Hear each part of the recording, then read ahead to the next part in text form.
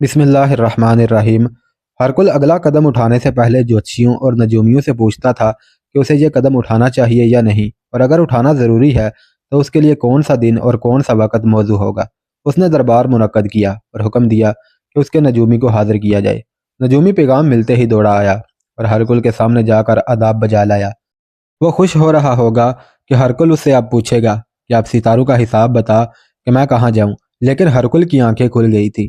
اب بتا اے ستاروں کے بھیدی، ہرکل نے شاہانہ عتاب کے لہجے میں پوچھا، تیرے ستارے کیا کہتے ہیں؟ تو نے ہر بار مجھے بتایا کہ میں اب یوں کروں تو ایسا ہو جائے گا اور مسلمان اندھے ہو کر بھاگ جائیں گے۔ اپنی پیشین گوئیوں کو یاد کر اور بتا کہ مجھے یہ کیوں نہ بتایا کہ میری قسمت میں در بدر چھپتے پھرنا لکھ دیا گیا ہے اور میرے لیے کوئی پناہ نہیں۔ مجھے جواب دے۔ نجومی نے علم نجوم کی اصطلاحوں میں بات کی اور پوری کوشش کرنے لگا کہ ہرکل کو قائل کر لے کہ غلط پیشین گوئیوں کا قصوروار نجومی نہیں بلکہ ستارے ہیں جو ہلا کی وسعتوں میں گردش کر رہے ہیں۔ مجھے تمہاری ایک بھی بات سمجھ نہیں آ رہی، ہرکل نے کہا۔ تو نے مجھے یہ کیوں نہیں بتایا کہ میری قسمت میں اپنی ہی سلطنت میں در بدر چھپتے پھرنا اور پناہ ڈھونڈنا لکھ دیا گیا ہے؟ یہ حقیقت مجھ پر اب کھلی ہے کہ جس طرح میں بھٹکتا پھر رہا ہوں اسی طرح یہ ستارے افلاک کی وسعتوں میں بھٹک رہے ہیں، اور دوسری حقیقت یہ کہ تو مجھے دھوکے دے دے کر اور مجھے خوش فہمیوں میں مبتلا کر کر کے دولت بٹورتا رہا ہے۔ نجومی کو کوئی بات سمجھ نہیں آ رہی تھی۔ اس کے چہرے کا رنگ بدل گیا۔ ہرکل اٹھا اور آہستہ آہستہ نوجوان کے سامنے جا کھڑا ہوا۔ سارے دربار پر سناٹا طاری ہو گیا۔ سب جانتے تھے کہ ہرکل ویسے ہی اٹھ کر نجومی تک نہیں گیا تھا۔ ہرکل ایک بڑا ہی خوبصورت خنجر جس کے دستے میں ہیرے جڑے ہوئے تھے اس طرح اپنی کمر کے ساتھ لٹکائے رکھتا تھا جس طرح عورتیں زیور پہنتی ہیں۔ بجلی کی تیزی سے ہرکل کا ہاتھ خنجر کے دستے پر گیا۔ خنجر نیام سے باہر آیا اور دوسرے ہی لمحے نجومی کے پیٹ میں اترا ہوا تھا۔ نجومی پیٹ پر ہاتھ رکھ کر ایک دو قدم پیچھے ہٹا اور اس کا جسم ڈولنے لگا، پھر وہ گر پڑا۔ ہرکل نے خنجر ایک طرف پھینکا جو ایک آدمی نے پکڑ لیا۔ اس کا مطلب یہ تھا کہ صاف کر کے دے دیا جائے۔ ہرکل اپنے تخت پر جا بیٹھا۔ باہر سے کچھ آدمی دوڑے آئے اور وہ مرے ہوئے کو اٹھا کر لے گئے۔ شاہ مردین کو لے آؤ، ہرکل نے حکم دیا۔ آج میں ان دونوں کی قسمت کا فیصلہ کرنا چاہتا ہوں جو میری قسمت کا جھوٹا عکس دکھایا کرتے تھے۔ زیادہ دیر نہیں گزری تھی کہ ہرکل کی عمر کے ہی ایک آدمی کو اس کے دربار میں لایا گیا۔ سب درباری اسے دیکھ رہے تھے اور سب کی نظروں میں اس کے لیے رحم تھا۔ وہ یقیناً سوچ رہے تھے کہ اس شخص کو اگر بتا دیا جائے کہ اس کی زندگی 2-3 منٹ ہی رہ گئی ہے تو اس پر کیسی بے رحم کیفیت طاری ہو جائے گی۔ صرف ہرکل تھا جس کی نظروں میں اور جس کے دل میں اس وقت کوئی رحم نہیں تھا۔ ایک درباری نے اس کا خنجر صاف کر کے اس کے حوالے کر دیا۔ ہرکل نے خنجر نیام میں ڈال لیا۔ شاہ مردین نام کا یہ شخص جو اس کے سامنے کھڑا تھا شاہی جوتشی تھا۔ ہرکل ہر جنگ اور ہر پیش قدمی سے پہلے اس شخص سے ذائچہ بنوایا کرتا تھا۔ اے میری قسمت کے ذائچہ بنانے والے، ہرکل نے شاہ مردین سے پوچھا، کیا تو بتا سکتا ہے تیری قسمت میں کیا لکھا ہے؟ وہی جو میں نے چاہا تھا، شاہ مردین نے جواب دیا۔ آج جب مجھے موت کی دہلیز پر کھڑا کر دیا گیا ہے تو میں مرنے سے پہلے سچ بولنا چاہتا ہوں۔ اے روم کے طاقتور بادشاہ، جب تو نے مجھے ذائچہ بنانے کے لیے کہا تو میں نے وہی کچھ لکھا جو تو چاہتا تھا۔ میں نے تجھے خوش فہمی میں مبتلا رکھا اور یہی مجدہ سناتا رہا کہ تو انسان نہیں دیوتا ہے اور تیرے سامنے کوئی نہیں ٹھہر سکتا۔ مطلب یہ کہ تو مجھے دھوکہ دیتا رہا اور انعام و اکرام وصول کرتا رہا۔ ہرکل نے کہا، تیرے ذائچوں کے عوض تجھے شاہی رتبہ دے رکھا اور تجھ پر دولت لوٹاتا رہا، اور تو اسی دولت اور رتبے کی خاطر مجھے دھوکہ دیتا رہا۔ دولت کی خاطر نہیں، شاہ مردین نے کہا، انتقام کی خاطر۔ میں نے تجھ سے انتقام لیا ہے، تجھے اس مقام تک پہنچا دیا ہے جہاں سے اب تو واپس ملک شام میں حکومت کرنے کے لیے نہیں جا سکتا۔ انتقام؟ ہرکل نے حیرت کے لہجے میں پوچھا، انتقام کیسا؟ میں نے تیرا کیا نقصان کیا تھا؟ ہاں انتقام، شاہ مردین نے بڑی دلیری سے کہا۔ اب سن، میں نے تیرے اس گناہ کا انتقام لیا ہے۔ 27-28 برس پہلے کا ایک دن یاد کر، تجھے وہ دن یاد نہیں آئے گا کیونکہ تیری اس شاہانہ زندگی کا ایک ایک دن ایسا ہی گزرا ہے۔ تو کچھ دور جنگل میں شکار کھیلنے گیا تھا۔ میں اپنی چھوٹی اور نوجوان بہن کے ساتھ اس جنگل سے گزر رہا تھا۔ میری بہن بہت ہی خوبصورت تھی اور مجھے اس کے ساتھ اتنا زیادہ پیار تھا جتنا اپنے مذہب کے ساتھ بھی نہیں تھا۔ تیرے 2 محافظوں نے میری بہن کو دیکھ لیا اور اسے پکڑ لیا۔ میں نے اسے بچانے کی کوشش کی تو انہوں نے مجھے مارا پیٹا اور کہا کہ بادشاہ ہرکل کے لیے اس قسم کی ایک خوبصورت لڑکی چاہیے۔ انہوں نے کہا کہ ہرکل 3-4 دن جنگل میں قیام کرے گا اور اسے اس لڑکی کی ضرورت ہے۔ وہ میری روتی چیختی بہن کو تیرے پاس لے گئے۔ میں تیرے پاس آنا چاہتا تھا لیکن مجھے کوئی آگے نہیں جانے دیتا تھا۔ میں وہیں رکا رہا اور جب تو اپنے خیمے سے شکار کے لیے نکلا تو میں دوڑتا ہوا تیرے قدموں میں جا گرا اور اپنی پیاری بہن کی بھیک مانگی۔ تو نے مجھے پاؤں سے بڑے زور سے ٹھوکر ماری اور کہا کہ اسے اٹھا کر دور پھینک دو۔ تیرے آدمیوں نے مجھے مار مار کر بہت دور جا چھوڑا۔ میں پھر بھی وہیں بیٹھا رہا، 3-4 دن وہیں بھوکے پیاسے گزار دیے، اور جب تو شکار سے واپس چلا گیا تو میں اس جگہ گیا جہاں تیرے خیمے لگے ہوئے تھے۔ وہاں میری بہن کی برہنہ لاش پڑی ہوئی تھی۔ میں جانتا تھا کہ تو نے اور تیرے ہمراہیوں نے میری بہن کے ساتھ کیا سلوک کیا ہے۔ میں نے اسی وقت عہد کر لیا تھا کہ ہرکل سے انتقام لوں گا۔ میرا باپ علم نجوم اور علم جوتش کی سوجھ بوجھ رکھتا تھا اور وہ لوگوں سے پیسے لے کر ذائچے بھی بناتا تھا۔ اس نے یہ فن مجھے بھی سکھا دیا تھا، لیکن میں نے اس میں دلچسپی نہ لی، اور پھر میرا باپ اپنی بیٹی کا صدمہ دل میں لیے دنیا سے رخصت ہو گیا۔ میں ہر وقت اس سوچ میں گم رہنے لگا کہ تجھ سے انتقام کس طرح لوں۔ ایک طریقہ میرے دماغ میں آ گیا۔ لوگ میرے باپ کی کرامت کی وجہ سے مجھے بھی عزت کی نگاہوں سے دیکھتے تھے۔ میں نے اپنے متعلق مشہور کر دیا کہ میں باپ کی گدی پر بیٹھ گیا ہوں اور جوتش اور نجوم کا کام شروع کر دیا ہے۔ میں نے باپ والا علم تو نہ سیکھا، اس کی جگہ کچھ فریب کاریاں اور شعبدہ بازی سیکھ لی۔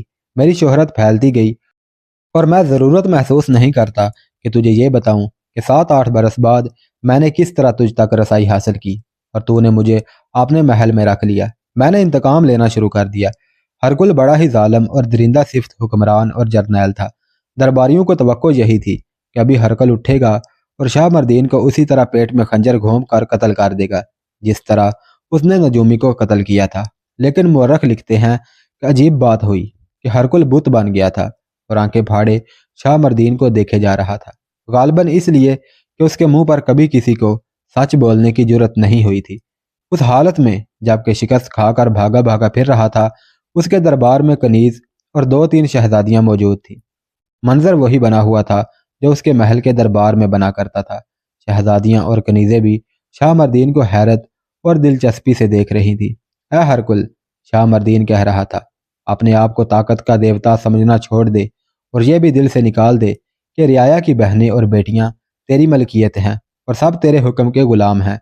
تجھے اپنے گناہوں کی سزا مل رہی ہے۔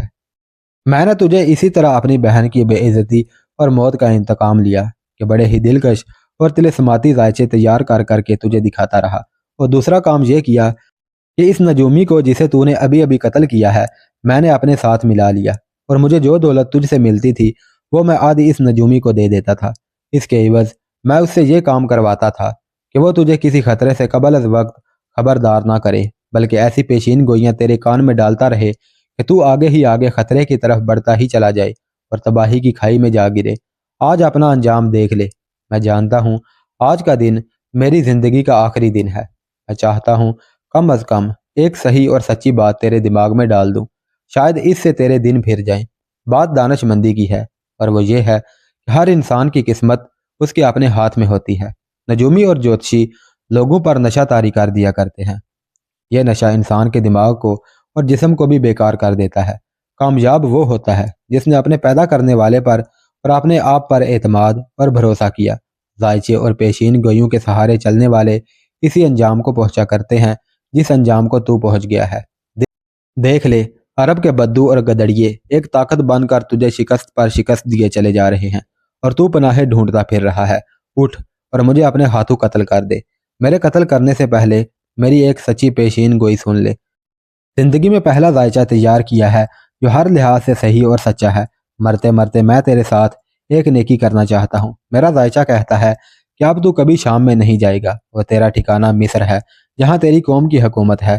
تھوڑے ہی عرصے بعد عرب کے مسلمان تجھ پر آسمانی بجلی کی طرح گریں گے، اتنا خون بہے گا کہ دریائے نیل سرخ ہو جائے گا۔ پھر تیری رومی بادشاہی کا بوریا بستر گول ہو جائے گا اور بحیرہ روم میں ڈوب جائے گا۔ مصر سلطنت اسلامیہ میں شامل ہو جائے گا، اور ایسی سنسنی خیز کہانیاں جنم لیں گی جو تا قیامت تاریخ ساری دنیا کو سناتی رہے گی۔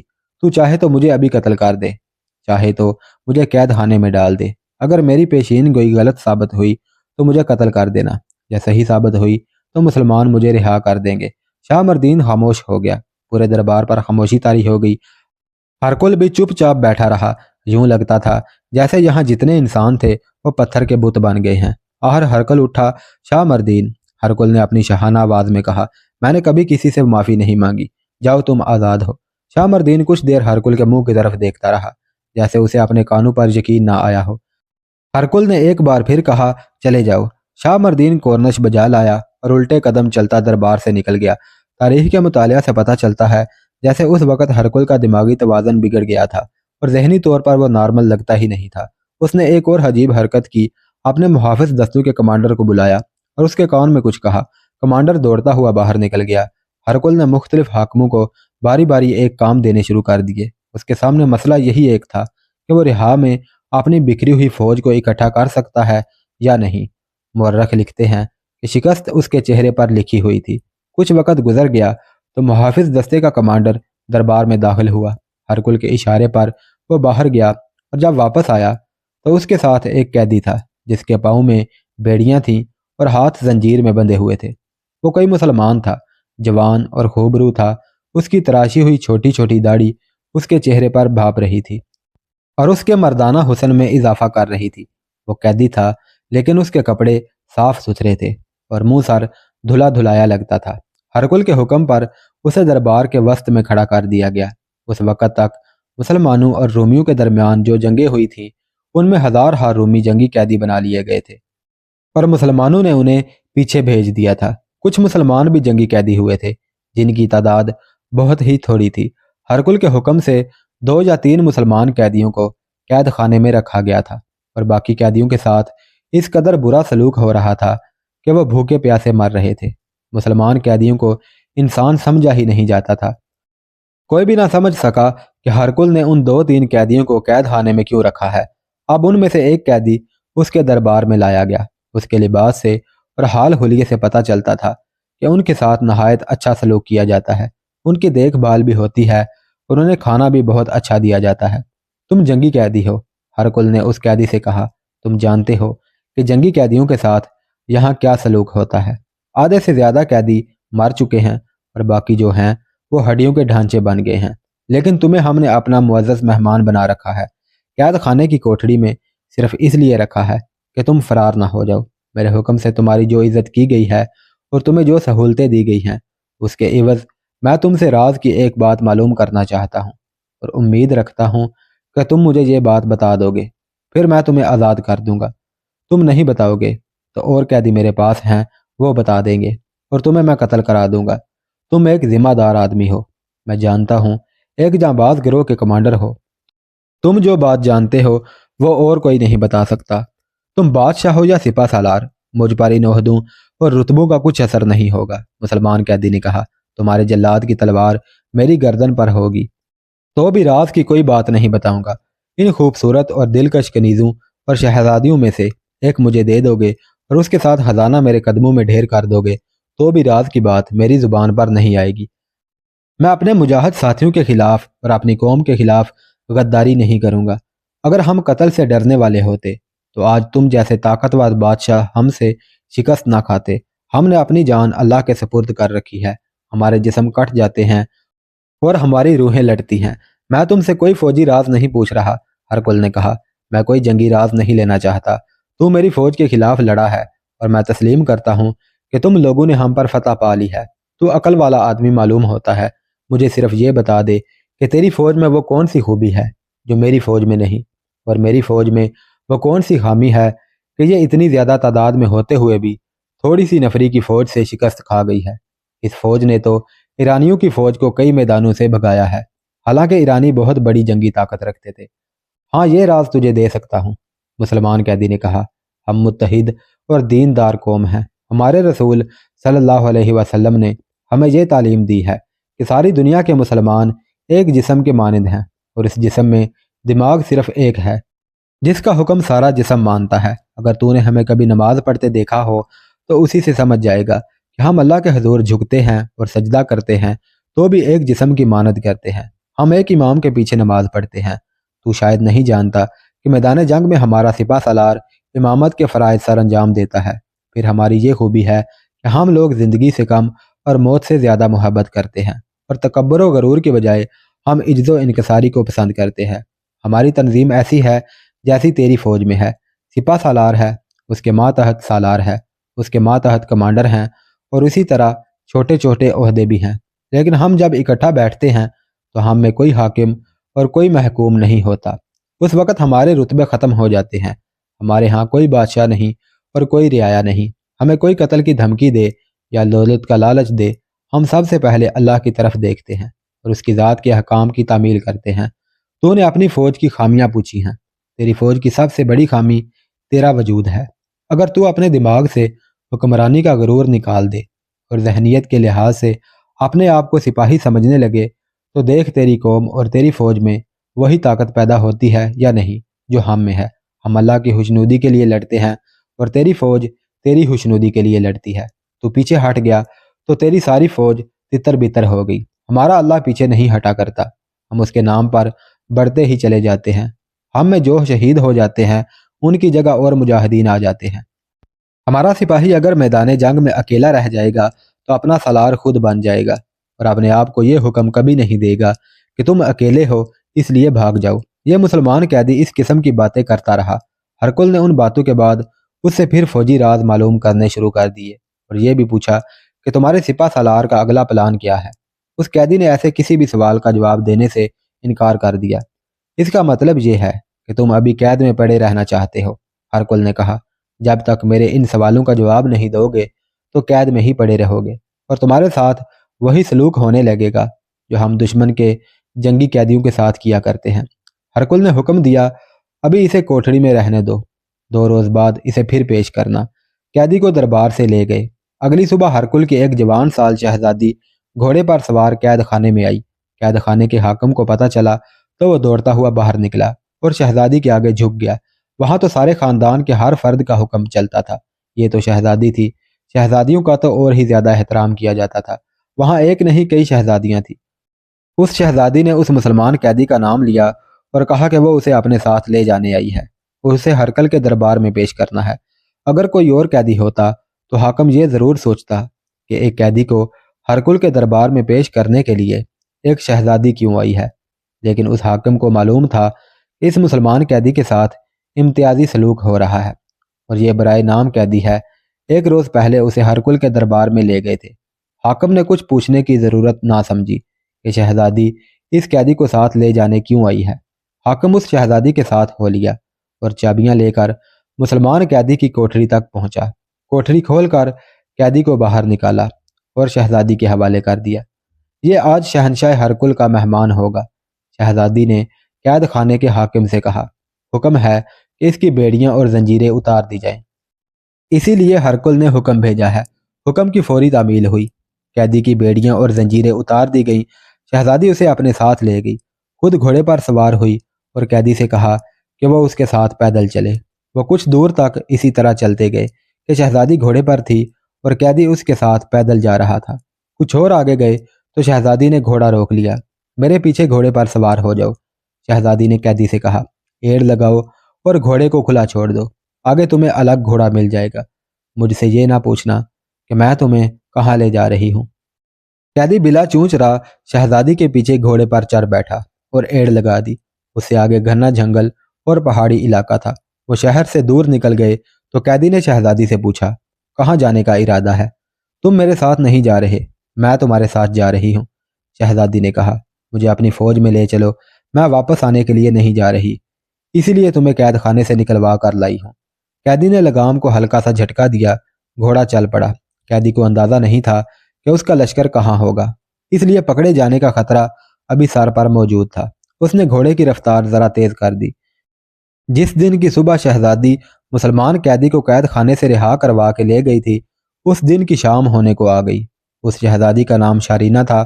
وہ کسی معمولی سے گھرانے کی لڑکی نہیں تھی کہ گھنٹے 1.5 بعد ہی گھر والے پریشان ہونے لگتے کہ لڑکی گھر سے نکلی تھی اور ابھی تک نہیں آئی۔ وہ شہزادی تھی اور ماں کو معلوم تھا کہ وہ گھوڑے پر گئی ہے، اس لیے کچھ وقت لگا کر ہی آئے گی، لیکن پورا دن گزر گیا تھا۔ شارینہ وہاں اکیلی لڑکی تو نہیں تھی، وہ شاہی محل تھا جس میں اس جیسی کئی لڑکیاں تھیں۔ ان میں کچھ داشتائیں تھیں اور کچھ بیویاں۔ ایک لڑکی کا ذرا زیادہ وقت کے لیے ادھر ادھر ہو جانا کوئی پریشان کن واقعہ نہیں سمجھا جاتا تھا، ماں نے دن کے دوران تو اپنی بیٹی کی غیر حاضری محسوس ہی نہ کی۔ محسوس نہ کرنے کی وجہ یہ تھی کہ ان دنوں محل کے اندر کے ماحول میں بے تحاشا کھچاؤ پایا جاتا تھا۔ ہر کوئی بھاگا بھاگا پھر رہا تھا اور اس کی افواج شکست خوردی کی عالم میں بکھر گئی تھی۔ ہر کوئی فرعون قسم کا بادشاہ تھا۔ اپنی شکست پر وہ غصے سے بولا ہو گیا تھا۔ اس کی بیویاں اور داشتائیں اور محل میں رہنے والے دوسرے لوگ چھپتے پھرتے تھے کہ ہر کوئی غصے میں آ کر کسی کو ذرا سی بات پر قتل کر دے گا۔ کسی کے قتل کا حکم دینا اس طرح معمولی بات تھی جیسے بیکار سی کوئی چیز اٹھا کر گھر سے باہر پھینک دی جائے۔ شارینہ کی ماں شام سے بہت پہلے ہی پریشان ہونے لگی تھی، لیکن وہ ہرکل کو بتانے سے ڈرتی تھی کہ ہرکل پہلے ہی غصے کی حالت میں ہے۔ لیکن جب سورج غروب ہونے کو آ گیا تو ہرکل کے اس کمرے میں جا پہنچی جس میں ہرکل جاسوسوں سے رپورٹیں لیا کرتا تھا اور اپنے فوجی افسروں اور دیگر حاکموں کو بلا کر ان سے کام کی باتیں کیا کرتا اور احکام دیا کرتا تھا۔ بیوی کو اس کمرے میں داخل ہوتے دیکھا تو غصے سے اس کا چہرہ دہکنے لگا۔ اس وقت وہ اکیلا نہیں تھا، اس کے پاس کسی اور شہر سے آیا ہوا ایک قاصد بیٹھا ہوا تھا۔ کیوں آئی ہو؟ ہرکل نے شاہانہ اور غسیلی آواز میں پوچھا۔ کیا تمہیں معلوم نہیں؟ سب معلوم ہے، شارینہ کی ماں نے ہرکل کی بات پوری سنے بغیر التجا کے لہجے میں کہا۔ آپ کی مصروفیت اور آپ کی پریشانی بڑی اچھی طرح جانتی ہوں۔ یہ آپ کی ہی نہیں، یہ ہم سب کی پریشانی ہے۔ میں اس طرح کبھی نہ آتی، لیکن ماں ہوں۔ اصل بات بتاؤ۔ ہرکل نے اس قدر گرج کر کہا جیسے کمرے کی چھت بھی کانپ اٹھی ہو۔ شارینہ صبح گھوڑے پر نکلی تھی، شارینہ کی ماں نے کہا۔ ابھی تک واپس نہیں آئی؟ تو کیا میں اسے جا کر ڈھونڈوں؟ ہرکل نے بڑی تلخ طنز کی اور کچھ دیر شارینہ کی ماں کے منہ کی طرف دیکھتا رہا۔ آخر بولا، اپنی اپنی اولاد پر تم سب خود کیوں نظر نہیں رکھا کرتی؟ کیا محل کے ملازموں، محافظوں اور دیگر کارندوں نے تمہارا حکم ماننا چھوڑ دیا ہے؟ تمہیں میرے پاس آنا ہی نہیں چاہیے تھا۔ آپ جانتے ہیں یہ میری ایک ہی بیٹی ہے، شارینہ کی ماں نے بھکاریوں کی طرح کہا۔ معلوم نہیں کہاں چلی گئی ہے، ملک کے حالات بھی تو ٹھیک نہیں۔ تم ایک بیٹی کو رو رہی ہو، ہرکل نے کہا۔ یہاں پورا ایک ملک اپنی سلطنت سے نکل گیا ہے اور تم ایک بیٹی کو ڈھونڈ رہی ہو۔ ہرکل کی یہی ایک بیٹی یا دو چار بیٹے بیٹیاں ہوتے تو وہ پریشان ہوتا کہ ایک بیٹی کہاں چلی گئی ہے۔ اسے تو یاد ہی نہیں ہوگا کہ اس کی کتنی باقاعدہ بیویاں ہیں اور داشتائیں کتنی ہیں۔ اسے تو یہ بھی معلوم نہ تھا کہ اس کے کتنے بیٹے اور کتنی بیٹیاں ہیں۔ ان دنوں تو اسے اور کچھ بھی یاد نہیں رہا تھا۔ پچھلی قسط میں بیان ہو چکا ہے کہ ہرکل بھاگا بھاگا پھر رہا تھا۔ مسلمانوں نے اسے شام سے بے دخل کر دیا تھا۔ رہا میں تو اس نے آ کر پناہ لی تھی۔ وہ اس کوشش میں تھا کہ اپنی بکھری ہوئی فوج کو یہاں اکٹھا کر لے گا اور مسلمانوں کے خلاف فیصلہ کن جنگ لڑے گا۔ ایک شہزادی کا کہیں غائب ہو جانا اس کے لیے ذرا سی بھی پریشانی کا باعث نہیں بن سکتا تھا۔ شارینہ کی ماں نے ہرکل کی باتیں سنی اور اس کی ذہنی حالت دیکھی اور پھر اس کا سرد رویہ دیکھا تو کچھ اور کہے بغیر وہاں سے نکل آئی۔